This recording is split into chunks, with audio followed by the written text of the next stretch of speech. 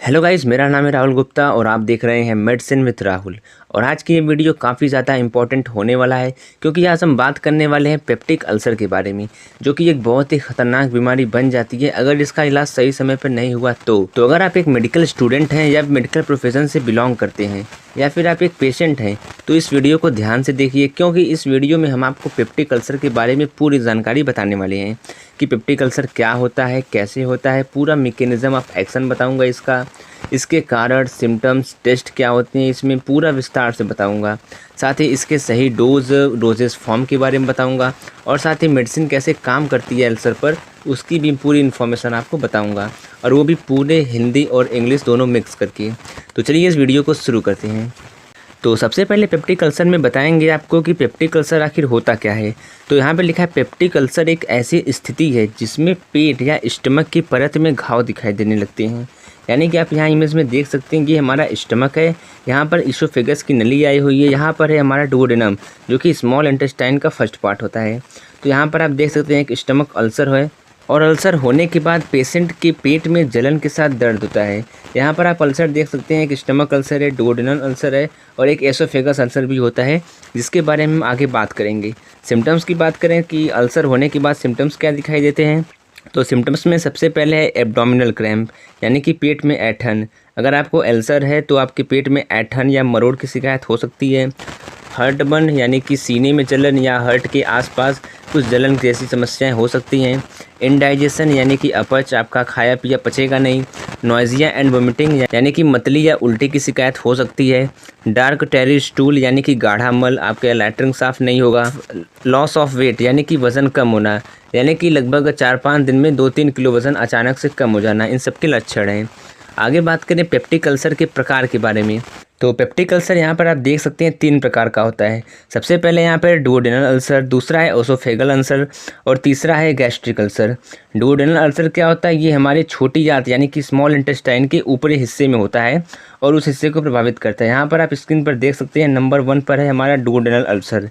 दूसरा है oesophageal ulcer, यानी कि ये स्टमक के ऊपरी हिस्से को प्रभावित करता है, यानी कि जो हमारी खाने की नली होती है उसका लास्ट पार्ट, जहाँ से स्टमक में भोजन एंटर करता है वहाँ के पार्ट। यहाँ पे आप स्क्रीन पर देख सकते हैं 2 नंबर पे ये हमारा इसोफेगल अल्सर होता है। नंबर 3 पर है गैस्ट्रिक अल्सर। गैस्ट्रिक अल्सर ये पूरे स्टमक में कहीं पर भी हो सकता है और ये स्टमक के आंतरिक परत को प्रभावित करता है। आगे इसमें बात करें टेस्ट के बारे में कि आखिर अल्सर को टेस्ट कैसे किया जाता है। नॉर्मली सिम्टम से तो आप अल्सर के बारे में जान जाएंगे, लेकिन अल्सर कितना बड़ा है और पेट में कहाँ पर है, इसको देखने के लिए डॉक्टर्स एंडोस्कोपिक टेस्ट का यूज़ करते हैं। एंडोस्कोपिक टेस्ट क्या होता है, यहाँ पर आप इमेज में देख सकते हैं। पहले ये क्या होता है, इसकी प्रक्रिया क्या है, ये समझ लेते हैं। तो एंडोस्कोप एक ऐसी प्रक्रिया है जिसमें डॉक्टर्स के द्वारा मरीज के डाइजेस्टिव सिस्टम में, यानी कि मुख से लेकर बड़ी आंत तक में कहीं पर भी अगर इन्फ्लामेशन, इन्फेक्शन या कोई भी इंटरनल इंजरी हुई है तो उसका पता लगाया जाता है एंडोस्कोपिक टेस्ट में। एंडोस्कोप क्या होता है, तो एंडोस्कोप एक पतली लचीली पाइप होती है जिसके आगे लाइट और कैमरा लगा होता है। यहाँ आप स्क्रीन पर देख सकते हैं लाइट और कैमरा लगा हुआ है, जिसको पेशेंट के अंदर डालते हैं। ये मुख से होते हुए खाने की नली यानी कि ओसोफेगस से होते हुए स्टमक, स्मॉल इंटेस्टाइन और लार्ज इंटेस्टाइन तक जाती है और अंदर का पूरा व्यू दिखाती है। इमेज में आप क्लियर देख सकते हैं, यहाँ से नली मुख से गई हुई है ओसोफेगस से स्टमक में, यहाँ आप इसको देख सकते हैं। ये ड्यूडेनम तक जाती है और जो भी अल्सर है अंदर का या जो भी प्रॉब्लम्स है वो सब हमें दिखाती है। बाकी डॉक्टर्स एंडोस्कोपिक टेस्ट करते कैसे हैं, तो इसका इमेज हमने यहाँ पर लगाया हुआ है। अब किसी भी पेशेंट को जिसका एंडोस्कोपिक टेस्ट कराना होता है उसको लिटा देते हैं और एक मशीन होती है एंडोस्कोप नाम से, उसको हम मुख के द्वारा पूरा पेट में अंदर तक डालते हैं और एंडोस्कोप का एक सिरा पेट के अंदर गया होता है, दूसरा सिरा डॉक्टर के हाथ में होता है। यहाँ पर स्क्रीन पर देख सकते हैं, यहाँ से वो देखते हैं कि पेट के अंदर क्या प्रॉब्लम्स है। बाकी अंदर का जो भी व्यू होता है वो वहाँ पे हम टीवी में देख सकते हैं, एक लगा होता है मॉनिटर। तो आगे आपको दिखाते हैं रियल एंडोस्कोपिक व्यू को। तो आप यहाँ पर देख सकते हैं ये सभी एंडोस्कोप द्वारा ली गई तस्वीरें हैं। इसमें अंदर आप देख सकते हैं कहीं पर सूजन है, कहीं पर इन्फ्लामेशन है, कहीं पर अल्सर हो गया है, कहीं पर कट है, आप यहाँ पर देख सकते हैं कहीं कहीं गांठें पड़ गई हैं। तो ये सब इसका व्यू है, आप इसको देख सकते हैं। आगे बात करें पेप्टिक अल्सर के कॉज के बारे में, आखिर पेप्टिक अल्सर होता किस कारण से है। तो peptic ulcer generally Helicobacter pylori bacteria और नेसेट्स कैटेगरी की मेडिसिन जैसे कि आइबुप्रोफिन, एस्पिरिन, इन सब का आप लंबे समय तक यूज़ करेंगे तो ये पेप्टिक अल्सर होने का कारण हो सकता है। साथ ही अगर आप स्मोकिंग, अल्कोहलिज्म यानी कि शराब पीना, रेडियोथेरेपी, कैंसर ऑफ स्टमक यानी कि पेट का कैंसर, ये सभी प्रॉब्लम्स हैं तो इनकी वजह से भी स्टमक, ओसोफेगस और स्मॉल इंटेस्टाइन की परत कमज़ोर हो जाती है, जो कि पेप्टिक अल्सर का कारण बनती है। बाकी हेलिकोबैक्टर पाइलोरी और नेसेट्स का विस्तार से हम आगे डिफाइन करेंगे कि आखिर ये क्या होती हैं, इनसे अल्सर कैसे होता है। उससे पहले हम कुछ जान लेते हैं हमारे पेट के बारे में। हमारे पेट में या हमारे स्टमक में कुछ गैस्ट्रिक ग्लैंड्स होती हैं, जो कि हमारे फूड को या हमारे खाना को छोटे छोटे टुकड़ों में ब्रेक डाउन करती हैं। इसमें 4 टाइप्स की होती हैं। पहला है mucus cell, parietal cell, chief cell या जाइमोजन सेल और लास्ट है एंटेरो एंडोक्राइन सेल। इसमें केवल हम म्यूकस सेल और पैराइटल सेल के बारे में बात करेंगे, क्योंकि ये दोनों इंपॉर्टेंट है छालों के लिए। जिसमें म्यूकस सेल में क्या होता है कि यहाँ पे लिखा है इसका काम स्टमक की लाइनिंग पर म्यूकस की प्रोटेक्टिव लेयर बनाना, जो कि HCl से बचा सके। मतलब कि म्यूकस सेल का काम क्या होता है कि जो स्टमक की इनर लाइनिंग होती है उस पर एक म्यूकस की प्रोटेक्टिव लेयर बनाती है, जो कि HCl के हार्ड एसिड से बचा सके। बाकी पैराइटल सेल का काम क्या है, तो इसका काम है HCl बनाना और स्टमक में सिक्रिएट करना। मेन देखिए म्यूकस सेल और पैराइटल सेल का मेन काम क्या है, इसको याद रखिए। म्यूकस सेल का काम क्या है, HCl से बचाना, और पैराइटल सेल का काम क्या है, HCl बनाना और स्टमक में सिक्रिएट करना। बाकी ये दोनों आप पढ़ सकते हैं। और इन गैस्ट्रिक ग्लैंड्स के बाद आगे बढ़ते हैं और बात करें कुछ और इंपॉर्टेंट टॉपिक्स पे, जो कि बहुत ही यूज़ होने वाली है आगे चल के। तो सबसे नंबर 1 पे है यहाँ पे कॉक्स यानी कि साइक्लो ऑक्सीजनेज एंजाइम। कॉक्स मतलब कि साइक्लो ऑक्सीजनेज एंजाइम उसका फुल फॉर्म है। ये क्या होता है, कॉक्स पेट के गैस्ट्रिक एसिड में प्रेजेंट होता है। गैस्ट्रिक एसिड का मतलब कि mucus cell, parietal cell, chief cell या जाइमोजन सेल और एंटेरो एंडोक्राइन सेल यानी कि सभी सेल्स में ये कॉक्स प्रेजेंट होता है। इसका काम क्या होता है, एराकिडोनिक एसिड को प्रोस्टाग्लैंडिन्स में बदलने का। अब यहाँ पर एराकिडोनिक एसिड क्या होता है, तो एराकिडोनिक एसिड भी गैस्ट्रिक सेल्स में प्रेजेंट होती हैं। गैस्ट्रिक सेल्स मतलब वही गैस्ट्रिक ग्लैंड्स की सभी सेल्स में प्रेजेंट होती हैं। अब एराकिडोनिक एसिड क्या होता है, तो इसके बारे में हम यहाँ पर विस्तार से बताए हुए हैं कि ये कैसे बनता है और कहाँ स्टोर होता है। आप ये वीडियो पॉज कर यहाँ से पढ़ सकते हैं। बाकी आगे बात करें प्रोस्टाग्लैंडिन्स की कि ये क्या होता है, तो ये भी गैस्ट्रिक ग्लैंड्स में पहले से प्रेजेंट होता है और इसका काम होता है म्यूकस के प्रोडक्शन को स्टिमुलेट करना। यहाँ पर ये चीज़ आप याद रखिएगा कि प्रोस्टाग्लैंडिन्स का काम होता है म्यूकस के प्रोडक्शन को स्टिमुलेट करना और कॉक्स एंजाइम का काम होता है एराकिडोनिक एसिड को प्रोस्टाग्लैंडिन्स में बदलने का। मेन यहाँ पर प्रोस्टाग्लैंडिन्स है जो कि म्यूकस के प्रोडक्शन को स्टिमुलेट करता है। ये आगे चल के वीडियो में इसके बारे में हम फुल डिटेल्स बताएंगे। बाकी आप एराकिडोनिक एसिड के बारे में यहाँ से पढ़ सकते हैं वीडियो पॉज करके। तो आगे बात करें कि नेसेट्स के कारण आखिर अल्सर कैसे होता है। तो नेसेट्स का मतलब पहले फुल फॉर्म जान लेते हैं। नेसेट्स का मतलब होता है non steroidal anti inflammatory drugs, यहाँ पर लिखा हुआ है साफ साफ। तो इसमें क्या होता है कि इसमें यहाँ पर आप देख सकते हैं कॉक्स इनहिबिटर्स लिखा हुआ है कुछ, यानी कि इन कैटेगरी की जो भी मेडिसिन है, जैसे कि यहाँ पर नॉन सेलेक्टिव कॉक्स इनहिबिटर है, इसमें यहाँ पर एस्प्रिन है, आइबुप्रोफिन है, नेप्रोक्सेन है। इसी तरह जो सभी मेडिसिन है सबका नाम लेंगे तो टाइम ज़्यादा हो जाएगा, आप यहाँ पर पढ़ सकते हैं। ये मेडिसिन अगर इनमें से किसी भी मेडिसिन का आप लंबे समय तक यूज़ कर रहे हैं तो पेप्टिक अल्सर होने के चांसेस 100% होते हैं। तो बढ़ते हैं वीडियो में और सबसे पहले जानते हैं मैकेनिज्म ऑफ एक्शन मेन क्या होता है नेसेट्स। नेसेट्स होती हैं कॉक्स इनहिबिटर्स। तो यहाँ पर लिखा हुआ है नेसेट्स कॉक्स एंजाइम को इनहिबिट या निष्क्रिय कर देती हैं। हमने कॉक्स एंजाइम के बारे में पीछे बताया है। कॉक्स एंजाइम क्या करता है कि एराकिडोनिक एसिड को प्रोस्टाग्लैंडिन्स में बदल देता है। प्रोस्टाग्लैंडिन क्या करता है कि म्यूकस के सिक्रेशन को स्टिमुलेट करता है। तो यहाँ पर लिखा हुआ है नेसेट्स कॉक्स एंजाइम को इनहिबिट या निष्क्रिय कर देता है, जिससे वह एराकिडोनिक एसिड को प्रोस्टाग्लैंडिन्स में नहीं बदल पाता है। और जब प्रोस्टाग्लैंडिन्स नहीं बनेगा तो म्यूकस को स्टिमुलेट नहीं करेगा।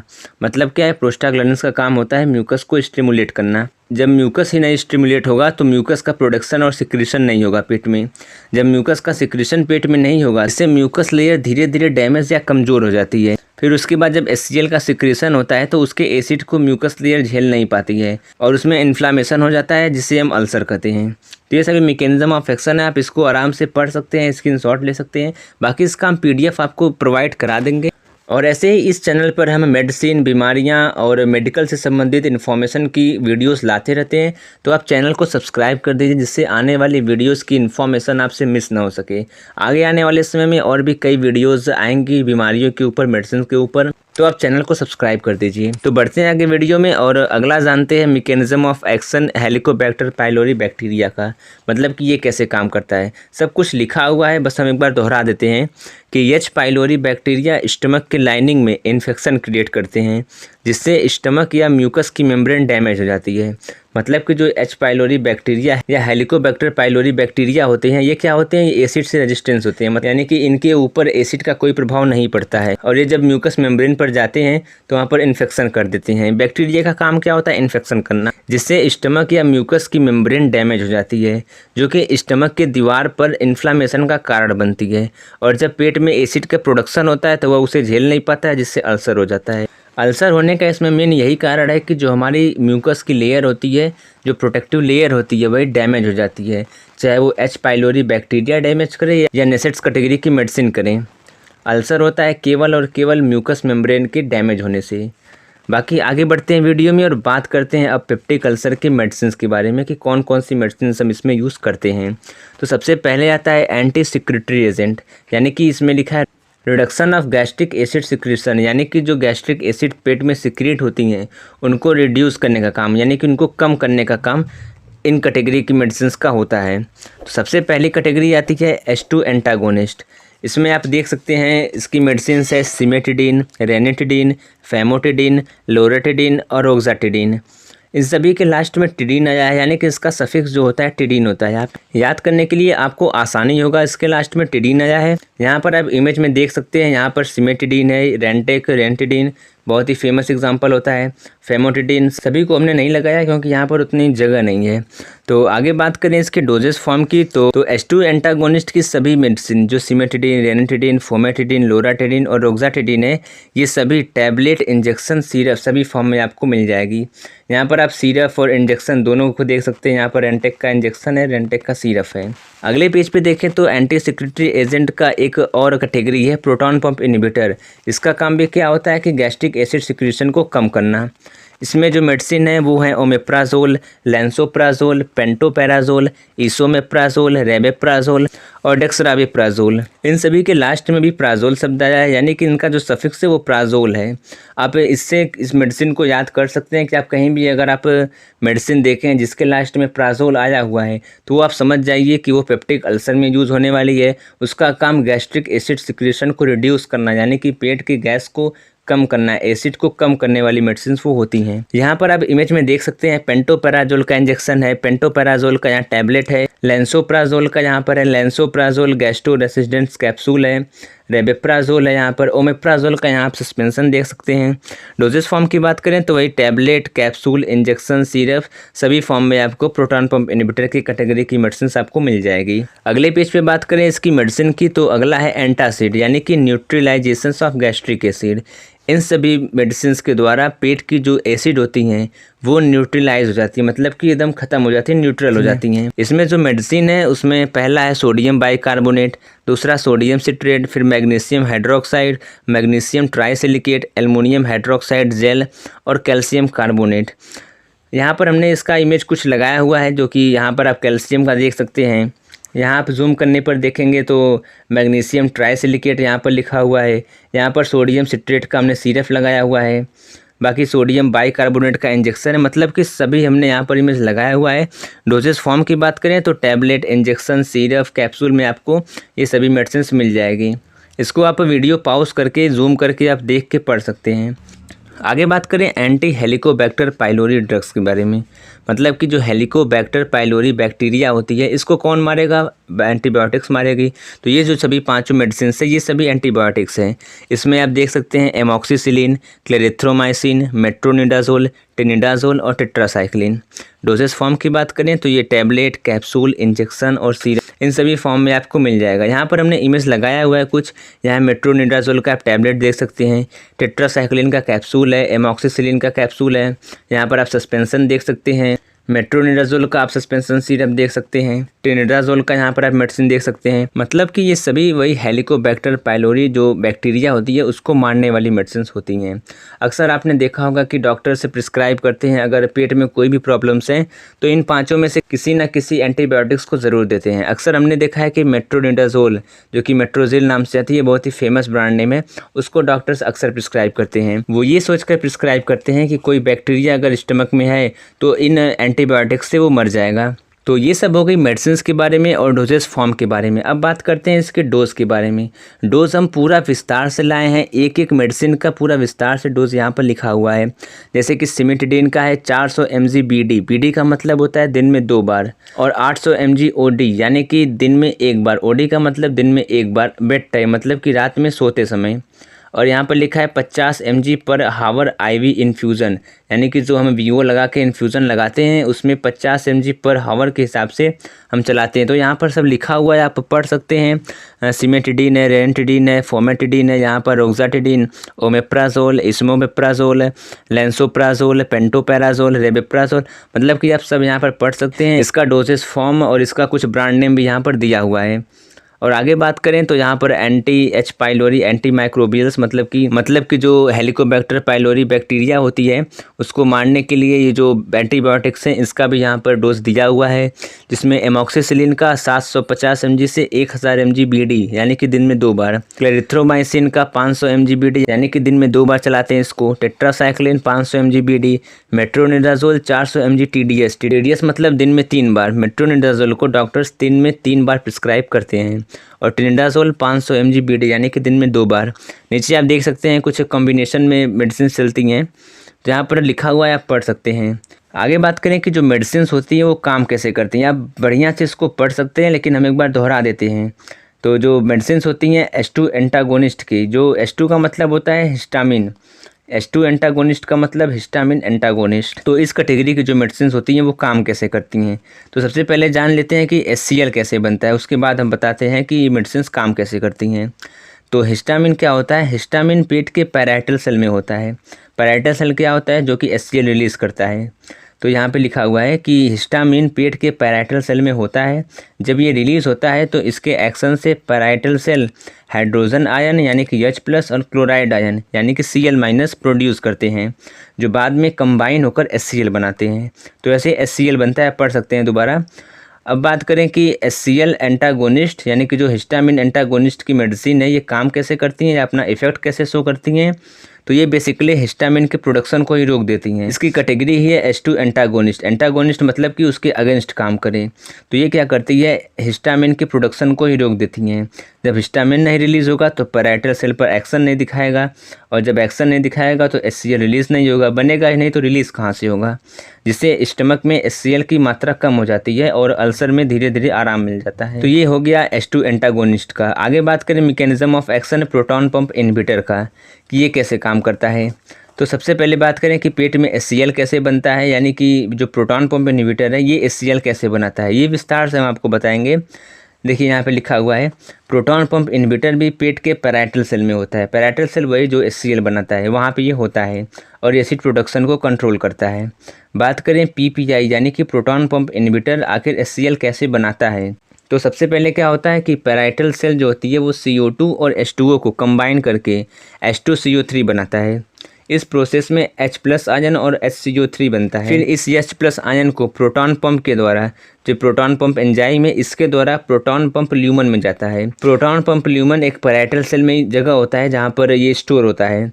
साथ ही पैराइटल सेल क्लोराइड आयन को प्रोड्यूस करता है और ये भी प्रोटॉन पंप ल्यूमन में जाता है। मतलब कि H+ आयन और Cl- आयन ये दोनों प्रोटॉन पंप ल्यूमन में जाते हैं और फिर दोनों कंबाइन होकर HCl बनाते हैं। फिर वही HCl स्टमक में रिलीज़ होता है। तो प्रोटॉन पंप इनहिबिटर क्या करता है कि इन्हीं प्रोसेस को ब्रेक कर देता है, जिससे HCl नहीं बन पाता है। तो ये रही mechanism of action proton pump inhibitor की। तो बस ये रही आज की वीडियो। हमने इसमें मेडिसिन कैसे काम करती है और बीमारी कैसे होता है उसके बारे में पूरा डिटेल्स में बात किया। मतलब कि पेप्टिक अल्सर के बारे में एक एक पॉइंट को कवर किया है। इस वीडियो को देखने के बाद हमें नहीं लगता कि आपको कोई कन्फ्यूज़न है। अगर कन्फ्यूज़न है तो आप कमेंट बॉक्स में पूछ सकते हैं। अगर वीडियो समझ में नहीं आया, वीडियो को फिर से प्ले करिए और जो हमने लिखा हुआ है उसको एक एक चीज़ पढ़िए। हमने पूरा विस्तार से लिखा हुआ है, आप उसको पढ़ सकते हैं। डेफिनेटली आपको समझ में आ जाएगा कि आखिर क्या प्रोसेस है इसका। और हाँ, इसका PDF हमने टेलीग्राम चैनल पर अपलोड कर दिया है। आप इसका PDF वहाँ से जाकर ले सकते हैं। टेलीग्राम चैनल का लिंक हम डिस्क्रिप्शन बॉक्स में दे देंगे। डिस्क्रिप्शन के लिंक से आप जाकर वहाँ से डाउनलोड कर सकते हैं और इसको आप पढ़ सकते हैं। मिलते हैं अगले वीडियो में, तब तक के लिए धन्यवाद।